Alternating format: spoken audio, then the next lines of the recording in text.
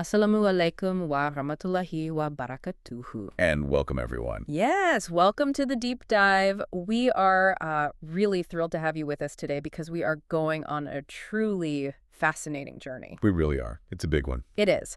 So to start, I want you to picture something. Picture, if you will, just a single cupped handful of rough, unmilled barley. Okay.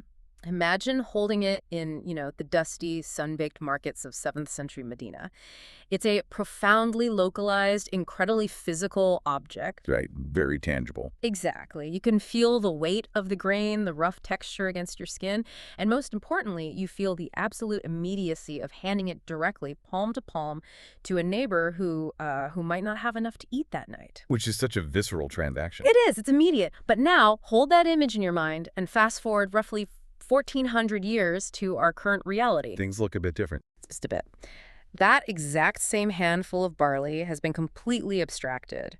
It's been digitized, converted into fiat currency, routed through international server farms, and, subjected to shifting global inflation rates. And distributed across multiple time zones. Yes, by these massive non-governmental organizations, all to reach a family you will never meet, living 6,000 miles away. It is an almost dizzying evolution to track, honestly. It really is. And that dramatic shift from the physical grain in the desert to the digital proxy in the cloud is the central focus of the massive 2026 document we're unpacking for you today. Right, the Zakat Al Fitr research report.pdf. Exactly. And what makes this specific piece of research so vital for you to understand is how it operates as this incredible bridge. A bridge between two completely different worlds. Right. On one side of the chasm, you have classical, deeply theological, scriptural exegesis. You have scholars literally debating the metaphysical weight of a single Arabic syllable. Which is fascinating on its own. But then on the other side, you have modern macroeconomic realities. Global supply chain bottlenecks, purchasing power parity, and the logistical frictions of the digital age. So this deep dive is really about what happens when an ancient, fiercely guarded ritual collides at full speed with the realities of 2026. Precisely. And since you, our listener, already follow the broader discussions around Islamic jurisprudence, you're likely intimately familiar with the foundational baseline here. Right, the distinction between the two major types of zakat. Right. Because when the general public hears the word zakat, the immediate assumption is the annual wealth tax, Zakat al-Mal. Sure. We all know the mechanics of that one. It's an annual levy on accumulated surplus wealth. You hit the minimum threshold, the nisab, you hold it for a lunar year, and you pay out your 2.5%. It functions largely as a macro-societal wealth redistribution tool. Yeah, essentially a capital gains tax designed exclusively for the rich. Which is precisely why this report focuses so heavily on differentiating the underlying psychology of the other zakat. Zakat Al Fitr. Exactly. Zakat Al Fitr, the charity of fast breaking. It is a completely different architectural structure within Islamic law. It's not about surplus capital at all. Not at all. It is not tied to your investment portfolio. It is tied intrinsically to time, specifically the end of the fasting month of Ramadan. And it operates as a universal per capita levy. Yeah, like a head tax. Yes, head tax. The obligation cuts right through socioeconomic classes and demographic boundaries. Young, old, male, female, and in the classical context, free and enslaved. The barrier to entry is just radically low. It really is. Like the report points out that the only real condition to be obligated to pay Zakat al-Fitr is possessing enough sustenance beyond your basic needs for the duration of the day and night of Eid. Just one day and night. That is a stunningly minimal threshold. If you have enough food in your pantry for essentially 24 hours, you are on the hook. You have to pay. Yeah. And there's a profound psychological insight hidden in that low threshold. Because by requiring almost everyone to pay it, the jurisprudence effectively democratizes the act of charity itself. Democratization is the perfect lens for this because, we normally think of charity as a top-down mechanism. Right. The wealthy dispense, the impoverished receive. But Zakat al-Fitr completely upends that hierarchy. It shifts the paradigm from a purely wealth redistributive mechanism into a universal act of collective devotion. Think about what that does to a person's psyche. I mean, imagine a societal system that ensures, by law, that for at least one day a year, nobody is allowed to feel like a second-class citizen. Just powerful. For 11 months out of the year, an individual might be struggling, deeply reliant on the community's goodwill just to survive. They're locked into the psychological role of the dependent. Right. But as the sun sets on the final day of Ramadan, The law temporarily flips the script on them. They are no longer just a recipient of charity, they are mandated to become an active benefactor. They're required to give. Exactly. Even if it's just a nominal amount they have to give to someone else, you aren't just a recipient. You are a vital contributor to the community's joy. It completely rewires the social dynamic. Mm. You are forced to look at your community not as a source of extraction, but as a network of mutual responsibility. Yeah. The individual is elevated from a passive dependent to a stakeholder in the dignity of their community. Mm. It's this brilliant psychological equalizer that binds the society together right before they all step out to perform the Eid prayer. So, to really grasp the mechanics of how this charity is paid today, the report insists we have to go backward before we can go forward. We have to look at the why before the how. Right. We cannot understand the modern logistical nightmare of routing funds across time zones until we understand the profound spiritual engine that mandated this practice in the first place. And that engine is rooted in sequential Quranic exegesis. Specifically, analyzing a few critical verses in Surah Al-Alaq verses 14 through 19. The linguistic deep dive the report takes here is just fascinating. While the Quran establishes the broad, overarching mandate of general charity in dozens of places, early scholars explicitly and almost unanimously linked this specific passage in Surah Allah to the sequential acts of paying Zakat Al Fitr and then performing the Eid prayer. So verse 14 reads, "He has certainly succeeded who purifies himself." Right, and in Arabic the phrase is Qad aflaha man tazakka. That specific word, tazaka, which broadly translates to purification, acts as the absolute bedrock for this entire ritual. It's the anchor. It is. The report breaks down how classical and contemporary commentators, the scholars writing tafsir, approach this single word from vastly different angles. It's like looking at a diamond through different facets. Some look at the physical plane, some the cognitive, some the metaphysical. Let's start with the foundational linguistic and historical framework provided by giants like Al-Tabari and Al-Qurtubi. Okay, yeah. Let's look at Al-Tabari first. In his monumental compilation, he notes that the primary implication of tazaka is spiritual cleansing. Like an internal thing. Right. It's the process of purging oneself from the impurities of polytheism and bad character. But he highlights a critical historical application. Which is? The early generations, the Salaf, explicitly applied this verse to the tangible, physical act of dispensing Zakat Al Fitr. The linguistic root of the word inherently implies both growth and cleansing. So the physical act mirrors the spiritual claim. Exactly. And then you have Al-Qurtubi, who always brings that intense legalistic focus. He argues that tazaka comprehends the purity of faith, sure, but also the literal purity of property. The physical wealth. Right. Extracting a portion of your staple food to hand to the poor isn't just a symbolic gesture of detachment. It is the physical manifestation of it. You cannot just meditate on being detached from wealth. You have to physically perform the extraction. And the report brings in Ibn Kathir to show how this interpretation wasn't just relegated to academic circles. Yeah. It actually became the functional basis of state policy. Oh, wow. How so? Well, Ibn Kathir documents that the famous Umayyad Caliph Umar bin Abdulaziz would use this exact verse as his scriptural legal justification to mandate Zakat Al Fitr among the populace. He used it as a legal mandate. Yes. He would publicly recite Qad aflaha man tazakka while issuing the royal command to collect and distribute the charity. That really anchors the concept historically. But then the report pivots to Fakhr al-Din al-Razi, and the discussion moves from state policy into deep analytical philosophy. Al-Razi is so interesting here. He really is, because he operated in an era dominated by intense theological and philosophical debates, and his tafsir reflects that. He approaches tazaka through a highly cognitive lens. Right. Al-Razi expands the definition of purification to emphasize a severe psychological detachment from the material world, the dunya. He categorizes the remembrance of the heart as the act of profoundly reflecting on the attributes of the divine and the secrets of creation. And according to his framework, if a human being is truly engaged in this level of cognitive remembrance, it naturally and inevitably compels them to shed material stinginess. Because hoarding wealth becomes logically incompatible with the knowledge of the divine. Exactly. Therefore, dispensing this charity is a profound philosophical alignment. You are purging your soul of base, temporal love in favor of higher intellectual and spiritual truths regarding the hereafter. It frames what seems like a simple, mundane act, handing over a bag of grain, as an ultimate philosophical declaration of where your loyalties lie. It gives us so much weight. It does.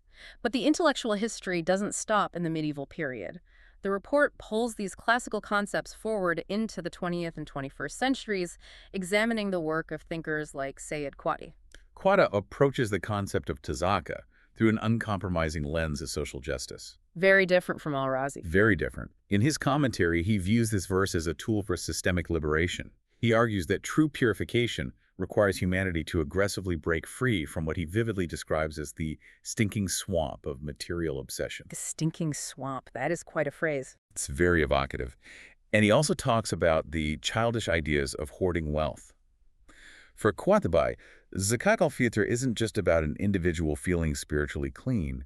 It is an instrument designed to dismantle oppressive economic hierarchies. It elevates the individual from the psychological enslavement of consumerism while practically alleviating the physical suffering of the impoverished class. Right. And taking that a step further, the report looks at modern linguistic structures through the analysis of Numan Ali Khan. Okay, yeah. Khan examines the rhetorical flow of Surah Al-Allah.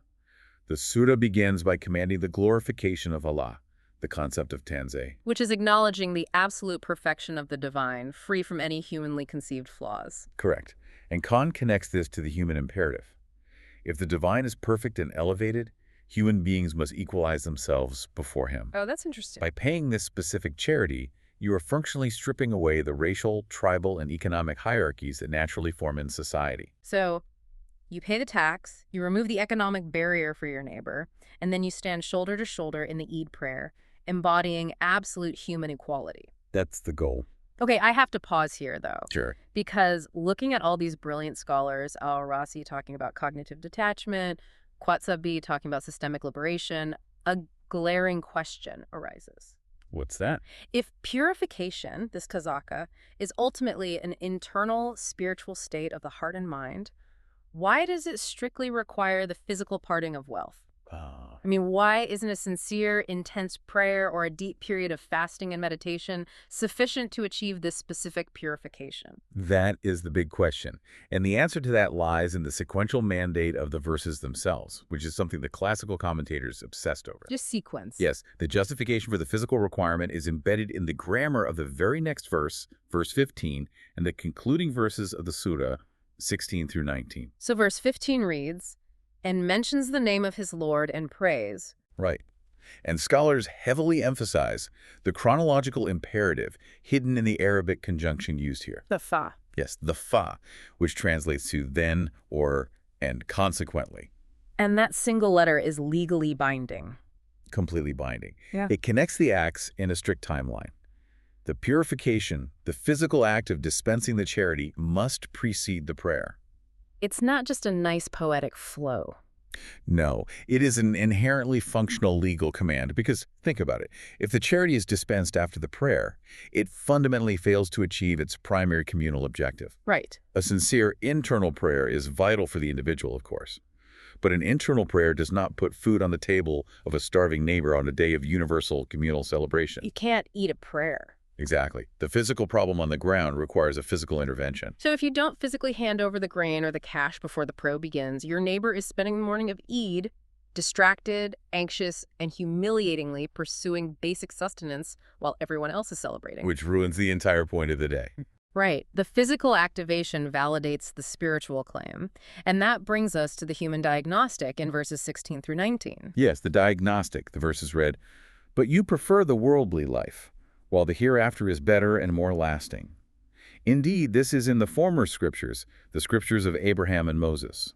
The report notes that classical exegetes viewed this as a timeless psychological diagnosis of the human condition. We are naturally, instinctively wired to gravitate toward worldly blessings, wealth, food, status, property. Why?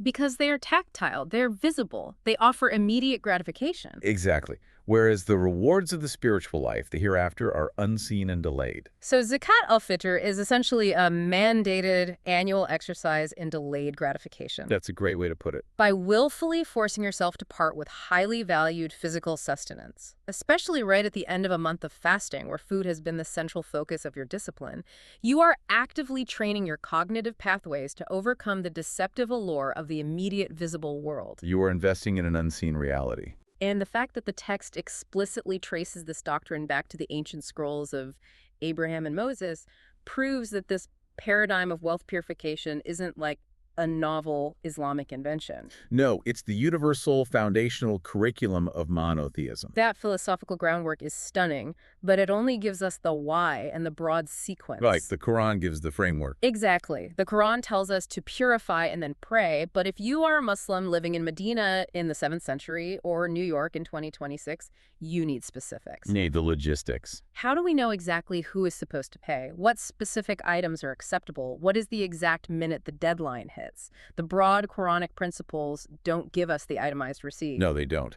To get that itemized receipt, the jurisprudence must shift from the broad philosophy of the Quran to the meticulous legal codes derived from the prophetic traditions. The Hadith. Yes, the Hadith and the massive body of jurisprudential debate that followed, known as fiqh.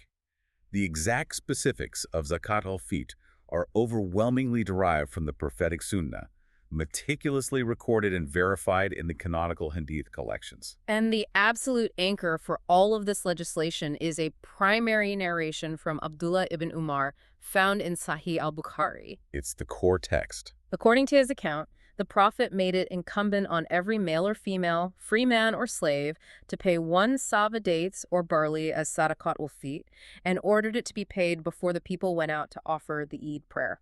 Every single school of Islamic law builds their framework around those 3 critical precedents established in that one sentence. Okay, let's break those down. First, the universal obligation. Right. As we touched on, it applies to almost everyone.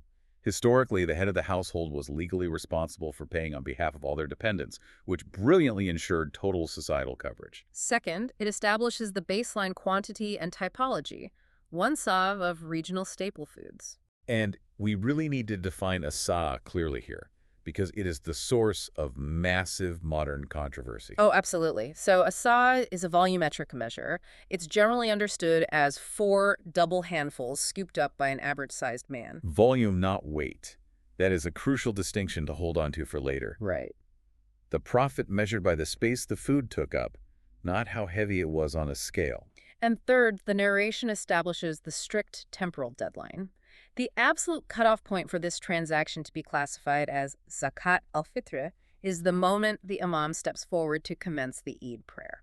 The report also weaves in a corroborating narration from Abu Sa'id al-Khudri, which expands the allowable menu. The menu of what you can give. Exactly. He noted that during the Prophet's time, the community would give 1 sav of grain, cheese, or raisins. So this proves the specific food wasn't rigidly, magically locked to just dates or barley. No, it was meant to encompass the common, nourishing, shelf-stable staples of whatever specific geographic region you happen to live in. But the narration that truly synthesizes the spiritual and the legal is from Ibn Abbas, found in the collections of Abu Dawud and Ibn Majah. This one is key. He stated that the Prophet ordained Zakat al-Fitr for 2 distinct reasons: to purify the fasting person from indecent words or actions, and to provide food for the needy. It completely bifurcates the entire ritual into an internal realm and an external realm. Right. So the internal purpose is atonement.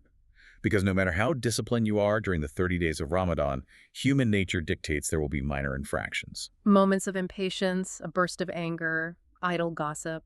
Or just a lapse in focus that might have compromised the absolute spiritual integrity of the fast. The report references a brilliant theological parallel drawn by the classical scholar Ibn Rajab al-Hanbali. Oh, I love this parallel. It's so good. He equates Zakat al-Fitr's relationship to the month of Ramadan to the prostration of forgetfulness, Sajat al-Sa, and its relationship to the daily prayer. Right.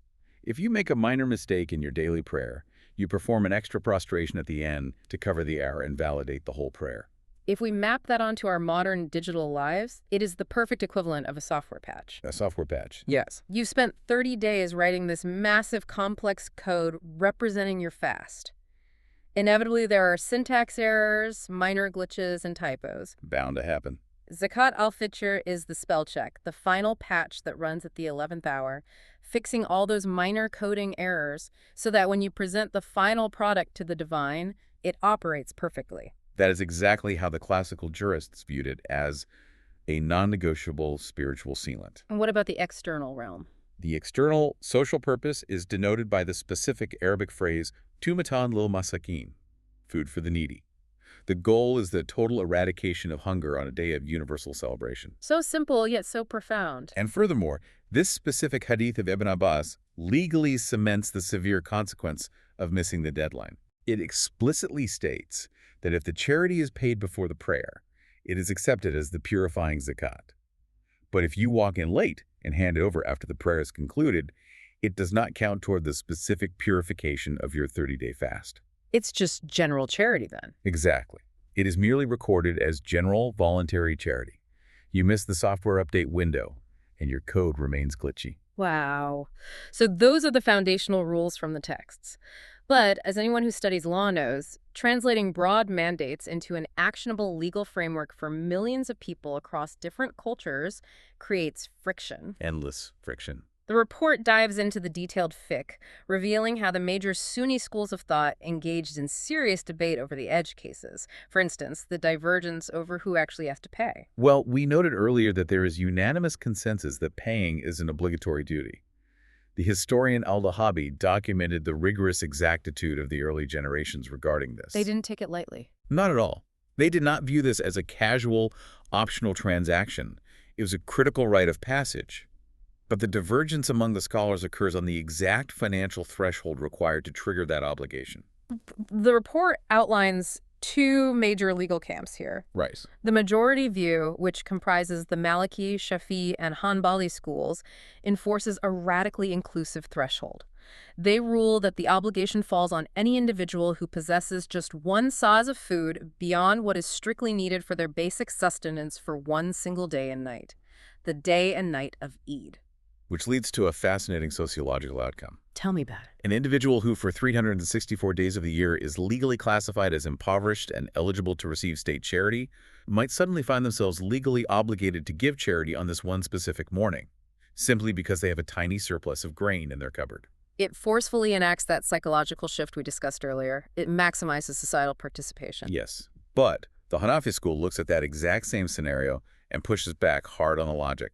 The Hanafi view stipulates that Zakat Al Fitr is only obligatory upon an individual who possesses the nisab, the significant wealth threshold required for the general wealth tax, Zakat Al Mal, over and above their basic needs. So they tie it to a much higher wealth threshold. Exactly. Their methodology prioritizes rational consistency in legal categorization. They argue it is a fundamental contradiction to legally compel someone to give charity if they themselves legally qualify to receive it. You are essentially taking from the poor to give to the poor. Right, which creates an unnecessary burden on the economically vulnerable. It is a profound debate between the value of maximizing communal participation versus the value of protecting the destitute from additional taxation. It really is. But the debates get even more hyper-specific. The report outlines a disagreement over the precise temporal trigger, the exact minute the obligation locks in. And this is where esoteric medieval legal theory slams directly into real-world human drama. Oh, the edge cases here are incredible. The jurisprudence requires an exact moment to evaluate the status of the individual. Are they alive? Do they meet the wealth threshold? Right. And the schools differ on when that moment is. The Shafi'i and Hanbali schools argue that the obligation locks in at the exact moment of sunset on the final day of Ramadan. Okay. But the Hanafi school, maintaining their distinct methodological approach, argues that the obligation triggers at the break of dawn on the day of Eid itself. On the surface, that sounds like a completely meaningless academic squabble over a 10 or 12-hour difference overnight. It does seem minor. But the report illustrates the human impact of that tiny window with two scenarios: a child born in the middle of the night and a person who dies in the middle of the night. Let's apply the Shafi'i and Hanbali ruling first, the sunset trigger. Imagine a baby is born at 10 p.m. on the night of Eid. Okay. The sun has already set. The month of Ramadan is officially over. That baby was not alive during any portion of Ramadan. Therefore, Zakat Al Fitr is not legally obligatory for that newborn. Makes sense. However, imagine an elderly family member passes away at 10 p.m. that same night. They were alive at the moment the sun set. The obligation locked in. Therefore, the surviving family is legally required to extract the costs of Zakat Al Fitr from the deceased's estate and pay it on their behalf before the Eid prayer. Now, switch to the Hanafi ruling, the dawn trigger, and the outcome's completely reversed. Exactly. Under the Hanafi view, that baby born at 10 p.m. is alive and breathing when the dawn of Eid breaks. Therefore, the head of the household is obligated to pay the charity for the newborn. And the elderly family member. The elderly family member who passed away at 10 p.m. did not live to see the dawn of Eid. The obligation never locked in, the timeline was severed, and their estate owes absolutely nothing. It is genuinely staggering how a 10-hour difference in legal theory determines the immediate religious and financial duties of a family that is simultaneously navigating the chaos of a midnight birth or the grief of a sudden death. It's intensely practical. It proves how profoundly integrated this jurisprudence actually is in the daily lives of the believers. And yet, despite these intense technical differences regarding the exact trigger moment, the report notes a highly pragmatic consensus. A consensus on what? All schools agree it is legally permissible and actually highly recommended to pay the charity a day or two before Eid. Ah, a logistical workaround. Exactly. This logistical workaround was practiced by the companion Ibn Umar himself to facilitate the massive effort of distributing the food to the poor. You simply cannot wait until the morning of the prayer to start hauling sacks of grain across the city. Which opens the door to the most complex, hotly contested debate in contemporary Islamic communities around the globe today. The big one. We know when to pay, but what exactly are you handing over? We are now moving into the ultimate clash of methodologies, food versus cash.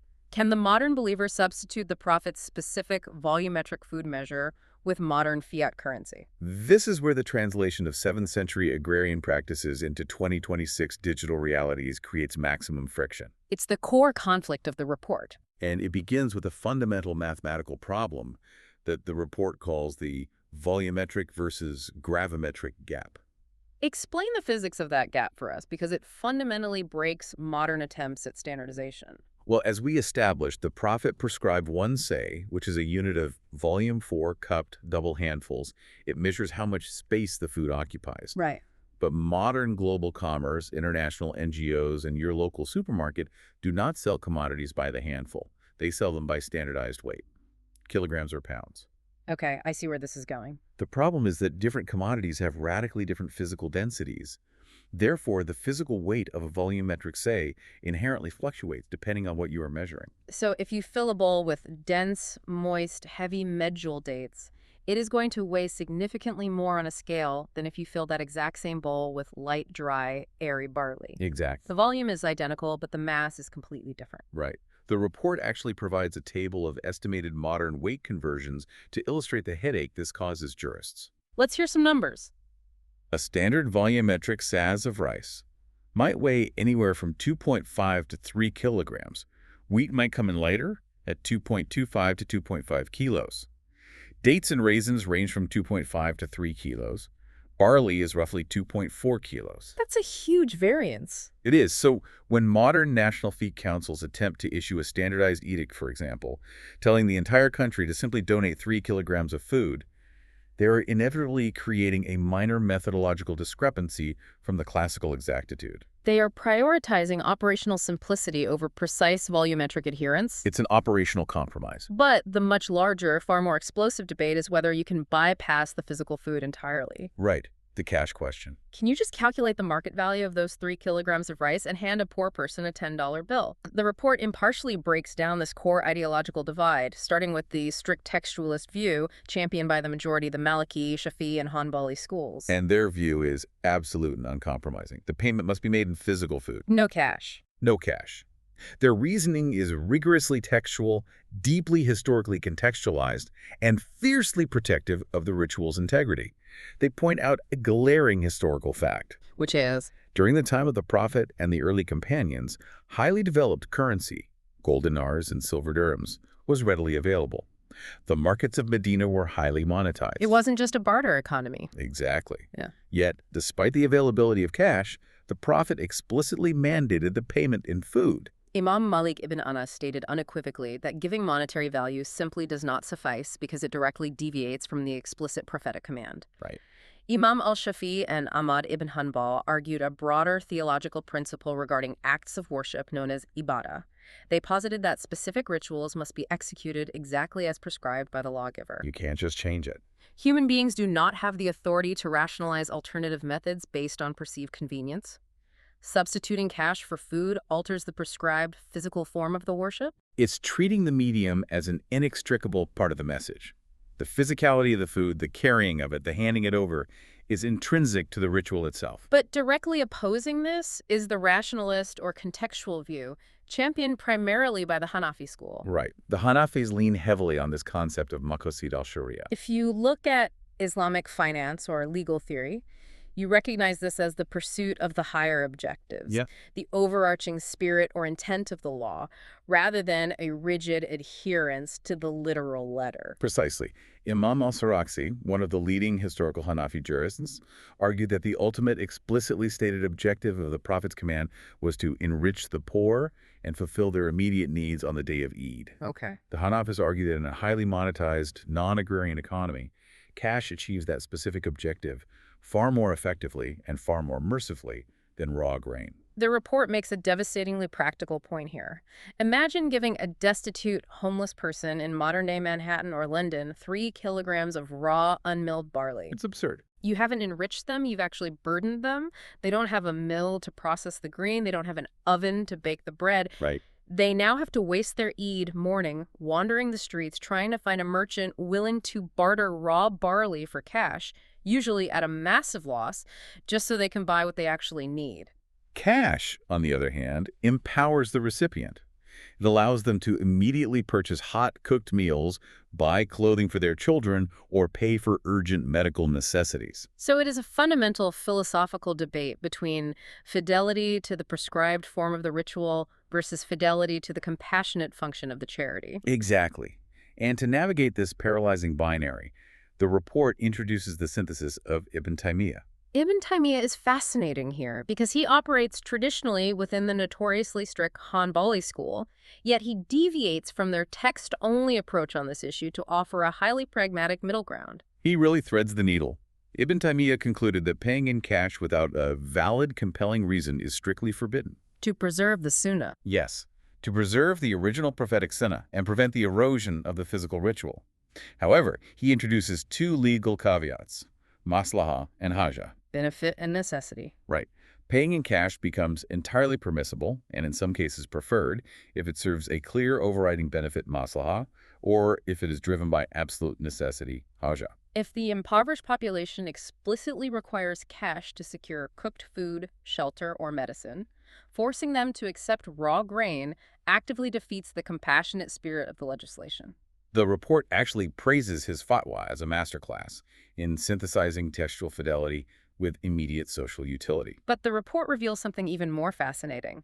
This tension between literal form and economic value isn't just a modern phenomenon brought about by digital banking. No, it goes way back. It actually sparked a massive historical clash during the early generations. I'm talking about the conflict between Caliph Muawiyah and the companion Abu Sa'id al-Khudri over the half-sa of wheat. This historical precedent is critical. During the Caliphate of Muawiyah, the Islamic Empire expanded vastly, and high-quality Syrian wheat was introduced to the markets of Medina. A new premium commodity. Exactly. Muawiyah, operating with a statesman's economic perspective, recognized that this new imported wheat had a significantly higher market value, a denser nutritional profile, and was far more sought after than the standard locally grown dates or barley. So Muawiyah applied pure economic logic. He issued a state ruling that because of its premium value, half a saz of this new Syrian wheat was economically equivalent to a full saz of dates. He engaged in direct value-based substitution. He substituted economic worth for physical volume. And while many citizens and scholars accepted this rationalization, Abu Sa'id al-Khudri, a prominent companion of the Prophet, explicitly and publicly rejected the caliph's ruling. Oh, wow. He insisted that he would only ever give a full physical volumetric saz regardless of the fluctuating market value of the commodity. He didn't care about the price tag. He argued that the Prophet set a volume, not a price tag, and strictly adhered to the physical parameters of the ritual. This created an unresolved, conflicting historical precedent regarding whether value-based substitution is ever legally permissible in altering the prescribed ritual volume. But wait, this is where I have to push back. Okay, go ahead. If we look at the Hanafi argument and we look at Moya's logic that value supersedes volume, that half a high-value item equals a full low-value item, aren't we essentially admitting that the specific text of the hadith was just a byproduct of a localized 7th century agrarian economy? That's the secular critique, yes. Like, how do strict textualists today reconcile the fact that strictly adhering to the form forcing raw grain on people is actively harming the stated objective of helping the poor in a modern context? Doesn't the strict textualist view eventually collapse under the weight of modern urbanization? Well, the strict textualist would counter your pushback by asserting that acts of worship, ibadah, are not meant to be purely utilitarian or economically optimized. It's about obedience. Yes. The ritual obedience to the specific command carries a metaphysical weight that entirely transcends economic efficiency. Furthermore, they raise a very practical concern. Which is? If you give cash, the recipient might use those funds to pay off a debt or buy non-essential goods, completely defeating the specific prophetic mandate of providing food for the needy on that specific day. Ah, I see. However, as the report ultimately points out, the sheer crushing logistical reality of the modern world has largely forced the issue. In industrialized nations in 2026, the Hanafi and Ibn Taymiyyah view allowing cash equivalents has gained near-universal institutional acceptance simply out of sheer necessity. You literally cannot run a global charity network on sacks of raw barley. You really can't. Which brings us to the final, most complex phase of this deep dive, the 21st century logistical reality. We've established that the modern world necessitates giving cash. But who exactly gets that cash, and how do global networks actually deliver it across borders without violating those incredibly strict temporal deadlines we discussed earlier? Let's address the who first, because the report outlines a severe scholarly divergence regarding eligible recipients. Okay. In the Quran, specifically Surah At-Tawbah, verse 60, there's a list of 8 specific categories of individuals who are legally eligible to receive the general wealth tax, Zakat al-Mal. Right, the general zakat. This includes the poor, the needy, the administrators who collect the zakat, those whose hearts are to be reconciled, freeing captives, those burdened by crippling debt, those striving in the cause of Allah, and the stranded traveler. And the debate is whether Zakat Al Fitr, this highly specific end of Ramadan charity, can be distributed to all 8 of those broad categories, or if it is exclusively restricted to a narrower group. The Shafi'i school approaches this systematically. They argue that Zakat Al Fitr is, by definition, simply a subcategory of general zakat. So they use the same rules. Therefore, the rules of general zakat apply, and the funds must ideally be distributed among all 8 categories. Wow. Under this legal framework, it would be theoretically permissible to give Zakat Al Fitr funds to a wealthy businessman who happens to be a stranded traveler with no access to his bank accounts, or to pay the salaries of the administrative staff collecting the charity. But the majority, the Malishas, Hanbalis, and most notably the towering scholar Ibn Qayyim al-Jawziyya, look at that and vehemently disagree. They reject it completely. The report details Ibn Qayyim's devastating, almost surgical takedown of the Shafi'i view in his seminal work, Zad al-Ma'ad. Ibn Qayyim systematically deconstructs the Shafi'i position by bypassing the general verses of the Quran and zooming in directly on the explicit words of the Prophet in the Ibn Abbas hadith. Timatan lil masakin, food for the needy. Exactly.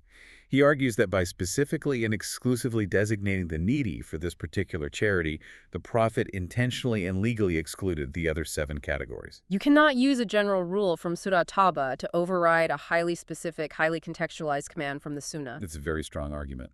Think about it like managing 2 different charity funds.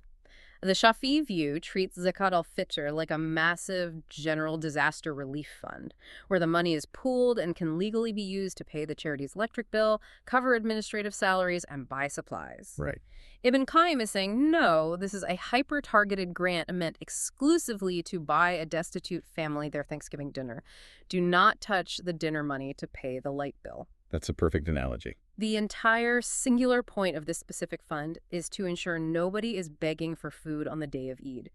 Diverting those funds to pay off someone's debt or fund an administrator fundamentally contradicts the compassionate spirit of the legislation. Ibn Taymiyyah aligns completely with his student Ibn Qayyim on this issue, asserting that the social utility of Zakat al-Fitr is singularly focused on immediate day of poverty alleviation. And this historical debate is not just academic. It dictates the operational policies of modern multi-million-dollar institutions in 2026. It absolutely does. The report highlights how modern scholars are actively navigating this. Yasir Qadhi points out the brutal infrastructural reality. Modern mosques in the West simply lack the physical capacity to handle this classical mandate. They don't have grain silos. No, they don't have the storage capacity, the volunteer workforce, or the distribution networks to physically accept, store, and hand out thousands of pounds of raw rice or flour in a frantic 12-hour window the night before Eid. It's an absolute logistical impossibility. So giving cash or transferring funds to a specialized NGO that utilizes that cash to buy food in bulk fulfills the obligation with necessary efficiency. And we see scholars like Omar Suleiman heavily advocating for what are called 100% zakat policies within these NGOs. Yes, this is the direct modern application of Ibn Qayyim's argument. These strict policies ensure that administrative overhead, marketing budgets, or operational costs do not dilute the charitable impact. The charities have to fund their operations through separate general donations so that every single dollar given by a donor for Zakat Al Fitr reaches the recipient directly in the form of sustenance, Honoring the exclusive designation of food for the needy. The report also provides the modern financial valuations for 2026. Organizations like the Fiqh Council of North America and Islamic Relief set the value of this charity at anywhere between $5 and $15 per person. They arrive at this number by analyzing the prevailing market rates for high-quality staple foods, factoring in current inflation, and assessing supply chain costs in different geographic regions. But this is where the system nearly buckles under its own weight. Modern frictions. Yes, the report identifies two massive modern frictions that classical jurists could never have anticipated. The first is the intersection of time zones and the legal concept of wakala, or proxy. Oh, the time zone problem is absolutely mind-bending. Walk us through the mechanics of how this actually breaks down. Okay, so in the classical era, the entire process was localized. You grew the grain, you carried it down the street, and you handed it to your neighbor. Easy. The strict legal deadline before the Eid prayer begins was universally understood and easily executable because the donor, the recipient, and the imam were all living in the exact same time zone, praying at the exact same time. Right. But today, the system has been entirely abstracted. Millions of Muslims in industrialized nations pay their Zakat Al Fitr online via credit card to massive international NGOs. These NGOs are illegally acting as their proxy, their wakala. Right. The NGO pools millions of dollars of fiat currency, negotiates bulk purchasing rates, and buys massive quantities of food to distribute in conflict zones or impoverished regions, perhaps in Yemen, Somalia, or Syria. But the earth is round. Yes. And that simple geographical fact creates a legal nightmare. It does. Let's map out a real scenario. A donor sitting in Seattle clicks a button and transfers funds to an NGO. The NGO uses those funds to buy and distribute bags of rice in a rural village in Yemen. Right. But the Eid prayer in Yemen occurs roughly 10 to 12 hours before the Eid prayer in Seattle. Oh, man. So, whose prayer time dictates the strict metaphysical deadline? Does the obligation lock to the donor's physical location, or the recipient's location, or the location of the NGO's server farm processing the transaction? If the NGO successfully distributes the food in Yemen on Tuesday afternoon, which is after the Yemeni Eid prayer is already finished, but well before the Seattle donor even wakes up for their Eid prayer on Wednesday morning, did the Seattle donor miss the deadline? Right, that's the question. Did the software patch fail to run because the server was in the wrong time zone? It creates a severe, almost unresolvable temporal disconnect. Classical legal texts simply did not have the vocabulary to account for globalized supply chains, transatlantic server pings, and transnational time differences. So what do? Modern charities have to implement aggressive logistical workarounds. They explicitly emphasize early payment, bombarding donors with emails to pay days or even weeks in advance. They stretch the classical timelines to their absolute limits. Yes, initiating the bulk purchasing and distribution phases days before Ramadan even ends, purely to ensure the food can be physically handed over before anyone's prayer begins anywhere on the globe. The panic of the logistical coordinators trying to beat the sunrise across multiple continents is incredible. It's a massive operation. And that leads to the second major modern friction the report identifies: purchasing power parity and the socioeconomic disparity of fixed fiat values. This is a fascinating economic dilemma.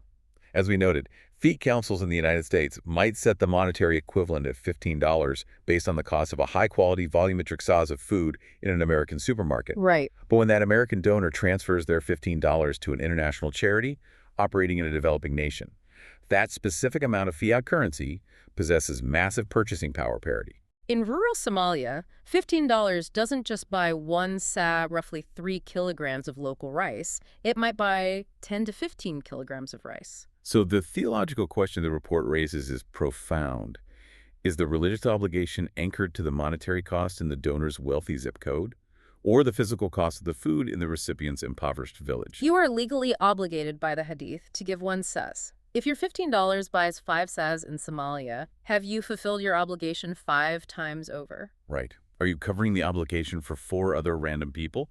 Or is the calculation mathematically blurred across international borders? It's wild to think about. The jurisprudence generally praises giving more as voluntary charity, sadaqah. But the exact, precise calculation of the strict obligatory fitr portion becomes incredibly complex in these transnational transfers. It highlights how globalization fundamentally alters the mechanics of ancient localized rituals. You're fulfilling the spirit of the law, but the mathematical exactitude of the 7th century measure is inevitably lost in the exchange rate.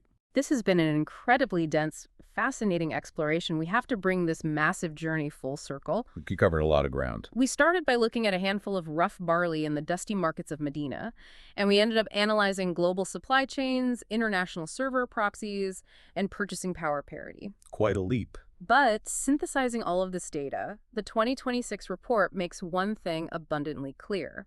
Despite the intense friction of fiat conversions, the debates over gravimetric measurements, and the temporal chaos of global time zones, Zakat Al Fitr remains an inescapable obligatory bridge. It is the vital link connecting the deep, internal, private discipline of the 30-day Ramadan fast with the communal, highly public, external joy of Eid. The overarching philosophy enforcing collective empathy, ensuring basic human dignity, and the radical democratization of charity remains perfectly intact. Whether you are physically handing over a bowl of dates to your neighbor or authorizing a digital transfer across the globe. The vast spectrum of scholastic thought we explore today, from the strict, uncompromising textualism of Imam Shafi'i protecting the ritual form, to the teleological, compassionate flexibility of Ibn Taymiyyah prioritizing the needs of the poor, demonstrates the incredible resilience and capacity of this jurisprudential tradition. It really does. It manages to address the evolving, highly complex logistical needs of modern human civilization while remaining firmly inextricably tethered to divine instruction. The mechanism of delivery constantly evolves, but the foundational mission to completely eradicate hunger on a day of universal celebration endures. But, the reality of this modern evolution does leave us with a final, perhaps unresolvable question to ponder. What's that? A thought I want you to carry with you long after this deep dive ends. Yeah. In our hyper-connected, hyper-efficient digital world, you can fulfill this ancient, sacred obligation by simply double-clicking a button on your phone, instantly sending funds 6,000 miles away while sitting on your couch. It's effortless. But as we abstract the physical act of giving, as we no longer have to look our struggling neighbor in the eye, as we no longer feel the rough weight of the grain in our hands, handing them the literal physical food they will use to feed their children that night, do we risk losing a vital piece of the tazakah, the internal psychological purification that the Quran promised? That's a profound question. How do we keep the profound spiritual weight of this charity alive in our own hearts when the physical weight of the grain has completely vanished into the cloud? Definitely something to think about. Jazakallah khaira. May Allah reward you with goodness for spending your valuable time listening to us.